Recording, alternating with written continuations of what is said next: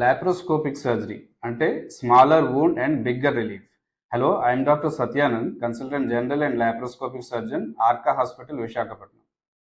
Laparoscopic surgery అనేది minimal invasive surgery. అంటే చిన్న కోత ద్వారానే చేసే సర్జరీస్ని మినిమల్ ఇన్వేజివ్ సర్జరీస్ అంటారు.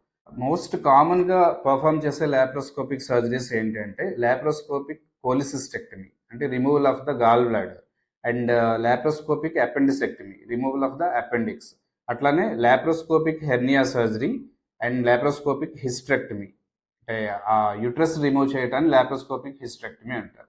సో లాప్రోస్కోపిక్ సర్జరీతో అడ్వాంటేజెస్ ఏంటి అనేది చూస్తే, లాప్రోస్కోపీ అనేది చిన్న కోత ద్వారా చేయటం వలన స్కార్ చిన్నగా ఉంటుంది.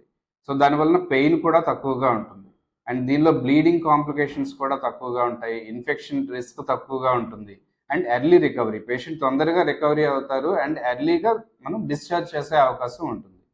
సో లాప్రోస్కోపీ అనేది వెరీ సేఫ్ సర్జరీ, దీని గురించి భయపడాల్సిన అవసరం లేదు. Thank you.